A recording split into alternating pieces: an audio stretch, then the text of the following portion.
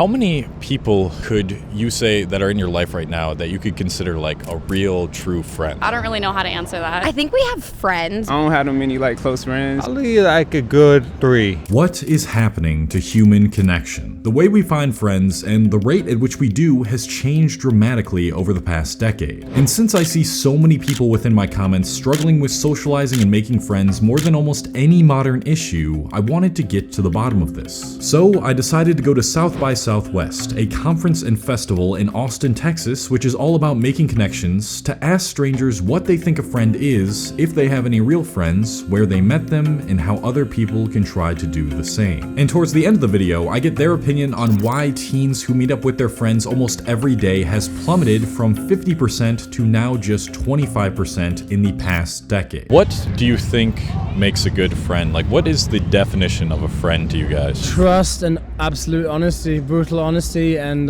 telling everything, you know. And support. Someone that no matter what's gonna be there for you, that you can count on, even if you don't. Like, for example, my friends, they're actually family, but I consider them friends. Like those actual friends. Like, I can call them at whatever time and they're gonna be there. Even if we're not talking or whatever's going on in our lives, I know they're gonna be there for me. No matter what's going on, we can hang out and you're just gonna be a vibe. Someone who will go wherever with me whenever I tell them that I want to do something. Someone that you can trust with anything and just like tell everything to and have like really deep conversations with, and they're not going to judge you. Somebody that's not judgmental and holds you accountable, you feel me? That's not a yes man. Like, even when you're doing wrong, you feel me, they gonna stand by you, but they gonna let you know for real, you feel me? That's gonna build you and shake you like sharp as iron type shit, you know, like that. Like, you don't want nobody around you that's gonna like agree with you all the time or just like the same shit, because you're not gonna grow that way, you feel me? Like a real friend, somebody's gonna grow you and like all this other shit I just said, you feel me? Yeah. It's good if you have like one proper fight and then you know the basis, and right. then like, you know,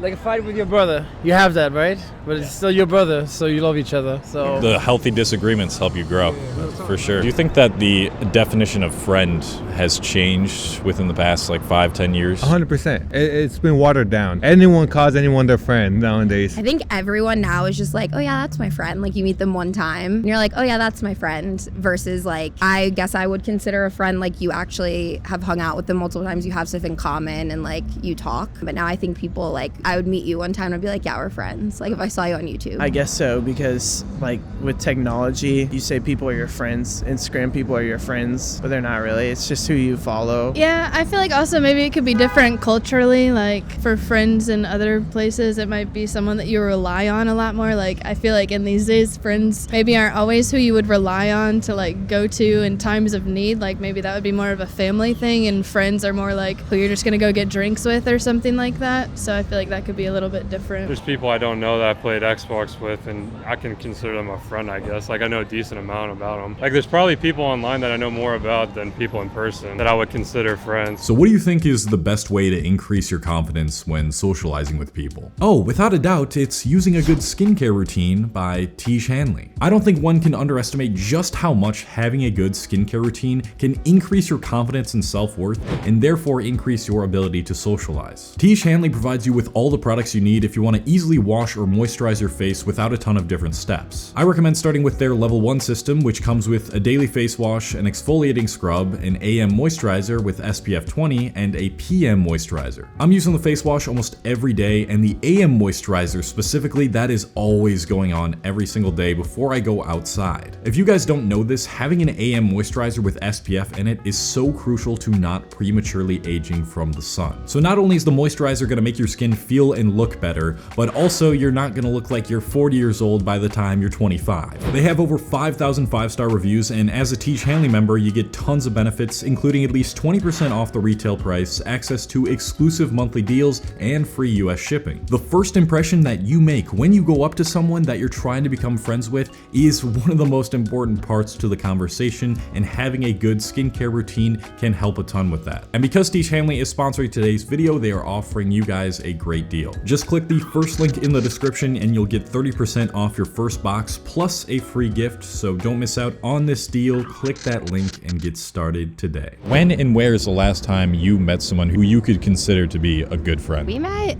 like 2 years ago at F45, which is like a fitness studio. I feel like all my last good friends I've met in college and stuff, but I have like work friends, school friends, and like friends. I think my favorite friends are my roller derby teammates. We see each other a lot, and it's just the kind of space where I feel comfortable failing, and I think being put in a place where I have the opportunity to fail and fail with my peers, but then also learn from each other. I think that's the best kind of place to make friends. So there's been times where I have really good connection with the person that I can see it being a potential friend, but certain circumstances, life, different goals kind of like shift out of the way. So probably, I don't know if I've had something like that in a while, if I'm being honest. Everyone else just kind of fades away. They're there. I don't know if they're actual friends. Most of my good friends are like online. I ain't gonna lie, like on Discord. Like I met a lot of people. They taught me a lot about life and things that I can apply in my life, like towards like my career or just anything, getting money and everything. And it's kind of weird because it's the same way when I was younger on Xbox. Like my closest friends are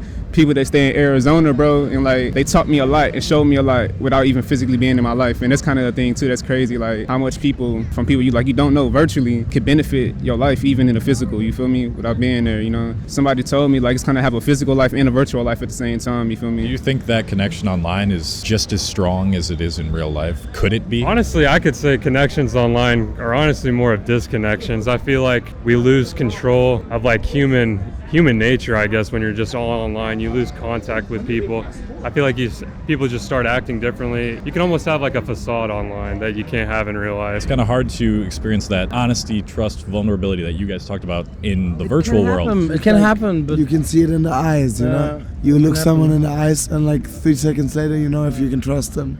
Kind of. I would just say, I guess it's the same. As long as you're putting in the same amount of effort, I think it's still a friend is a friend. But that friendship and like how you show affection in that friendship is going to look different from person to person. Kind of like how you can have different love languages for like romantic partner, you can have different love languages for like different friends. And so you might have different ones for where people are, just whoever you're hanging out with. I feel like it's as strong. It's a good and bad to everything. You feel me? You just got to balance that out. Because I know like I be seeing things in the metaverse, how people be drunk at the bars and shit, and they be like hating their life and whatever. But like I feel like the metaverse and everything, it's a tool, you feel me? And it's how you use that tool. You can either use that for productivity and like good things, or you can just use it for meaningless shit or for your vices or whatever, you feel me? That's all up to the person who's doing that. But the technology itself is like, I feel like it's good, it's innovative, you feel me? There's a study done recently where the amount of teenagers who see their friends every single day went down from 50% to 25% in the past decade. What do you think has caused that? I feel like there's a lot of factors involved in that. I think like distrust from parents. I feel like maybe people don't feel safe like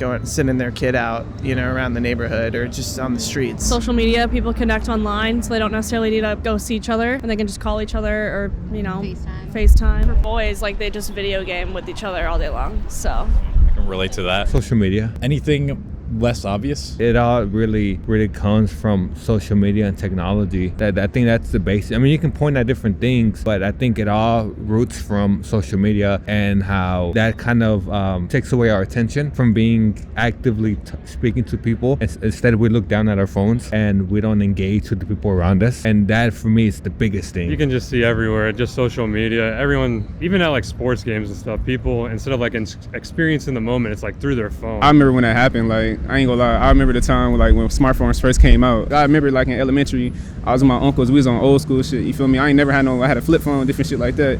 Then when I got an intermediate, that's when I just remember like smartphones coming out. And that's when like nobody came outside no more. Like it was like the whole year, like they slowly stopped coming out. I guess like PlayStation, being online, just, I don't know, I just feel like times change, bro. Like I don't see nothing really necessarily good or bad about it. I just feel like that's what life is. Like life is cycles of change. Like how everything is pushing technology wise, you think shit not gonna change, bro? Like with AI or just like everything you can think of, like you're gonna adapt to it. What you gonna not do nothing, and even if you don't do nothing, it's still gonna happen. Like the ways of living is changing, so it's just that change, bro. You feel me? Especially like when robots come around, like like watch out, like you can't stop that shit, bro. Like I don't know. I think the decade is one thing. I think Corona changed a lot. There's also a statistic that if you're a kid from, let's say, a lower middle class and you live on the 8th or 12th floor and you are maybe obese because you haven't gone outside or play World of Warcraft, you're less likely to go out. And that state of just sitting in that lock just made it more crazy that people didn't have social interactions. What we did,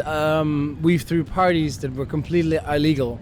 And I had 7 court cases, but people said thank you in a way they never said thank you. And so I was bailed out from a good lawyer because I had a €40,000 fine, but like that's what you need, right? But so many people, you know, 20 people allowed in lockdown and 2,000 came, and there was enough space for everyone to feel safe. I don't think I will ever feel something like that again, because the people were just so thankful after 2 years to be together again and experience music. I think also, like, I mean, it's like a very long process, right? Since even like cars are invented, like it goes down that people like go out and meet people, because streets were where people met, and then cars came, and then streets were for cars, and then they built malls to make up for it, and just didn't work out really well. What would you say is your best advice to someone really struggling to make friends, maybe has no friends, they just stay locked inside all day? No matter how hard they try, it seems like their effort comes up short. They can't find anybody. I don't know. I'm weird. I like talking to strangers. And my favorite thing to do is ask strangers existential questions. Like, what's the hardest thing you've had to unlearn, and how did you unlearn it? I actually got asked that the other day. That's interesting. I think my favorite place to talk to people is like in line at concerts, right? Like, I met these 2 college girls, and I don't think we'll ever see them again. They gave me and my friends like advice about like picking majors and like all sorts of stuff. Go out, live your life, meet people, be awkward, be always the kindest person you can, be the best version, and you will become that. And then life is what happens to you while you're busy making other plans. Get out and like network and socialize. And I mean, if you have a friend that you want to get closer with, like just go on a walk together, like make time to actually do face-to-face things together. Yeah, I would say treat them how you want to be treated, but also don't waste your time with people who aren't reciprocating the same friendship. Share things that you're passionate about, and you'll find other people that are passionate about that, and that's how friendships will blossom. You know, if you like soccer, somebody else will like your soccer team. You know, that's a good way to make friends. If you don't like have any hobbies, go find something that you enjoy, I guess, you know? Yeah, you just gotta kind of find your niche. Like, especially at college, there's so many different like groups and clubs and that kind of thing that you can join, like what you were saying, like just what you're passionate about, and then you'll find other people that you can kind of connect to about it. Oh, and also just like having a positive kind of attitude toward it. Like if you go towards meeting new people and you're like, oh, they're gonna hate me, and I know that's like a big anxiety thing because I struggle with that too, but I feel like as long as you just kind of smile a lot and there's so many people, somebody will relate to you on something. I mean, I just say if you're really down on yourself, I mean, just keep fighting is really what I could say. I mean, eventually things will happen, but before there can be sunshine, there's got to be a little rain, you know? You might have hard times, but they'll eventually get better. You just got to realize that. And you'll find your people. You know, it takes some time, but you'll find them. To be honest, bro, I don't even know. Like, my experience, I don't have that many, like, close friends. You feel me? That's not, like, I say, like, be with yourself more than anything. Like, I feel like not having friends shouldn't, like, make you feel super sad when you know yourself, you know what I mean? Like, I went to a period of time where I was, like, depressed for, like, a whole year, just being in the house. All my friends had to come see me. But the times, like, being by myself, I realized, like, I don't need none of that, you know what I mean? It's like some inner peace shit. Like, I can't tell the next person what they got to do and how they feel, because I don't know what they're going through inside. Like, you feel me? You should really see for yourself, you know? Yeah, stop trying. Work on yourself. Don't try to impress or try to be there for someone else if they're not going to be there for you. I would recommend work on yourself, because when you work on yourself, you're increasing your value as a person, and the right person, when you put yourself in certain situations, the right people are going to come along that have similar goals and similar lifestyles. So I believe working on yourself is going to attract those people. That's my advice to people who seem to be alone, because that was me. I didn't have anyone. I didn't feel like I had anyone, so I just started working on myself and said, screw it. I always felt like I put too much energy towards others, but I never got the energy back. So I was like, you know what, I'm just gonna focus on me, and you know, it's worked out for me. So I'd recommend, if anyone is going through like some depressive state or seems like the world is against you, focus on you. Don't worry about them. They have their own lives. Work on increasing your value, your skills, everything, and those people will come along. Well, it seems like the answer to this situation isn't as clear as I thought it would be after completing these interviews. Some say that you can find strong connections online, and if you just focus on yourself, the right people will come eventually. Others frame the online world as a disconnection and think you should share your interests with people and see if you connect with them in real life. As for what I think, well, I do think it's a great thing that you can meet with others and connect with them online, especially if the majority of what people are interested in real life isn't what you are interested in. But don't allow yourself to get too comfortable to the point where you never develop the extremely important skill of socializing and forming relationships in real life. No matter how hard it may seem, I know it seems hard for a lot of you guys, there are people in this world who like the same shit as you and will help you grow as a person. But it's up to you, and only you, to put in the work, to put yourself out there and make it happen. Thank you to all my patrons on Patreon. If you don't know what this is, it's a platform separate from YouTube where I put out exclusive content, and that's where you can talk to me one-on-one over the phone if you've ever wanted to do that. Link in the description. And if you like these videos where I interview strangers in public, you'll probably like this one where I interview strangers about modern relationships and why they fail. Thank you guys for watching till the end. Appreciate y'all, and I'm leaving now. Peace.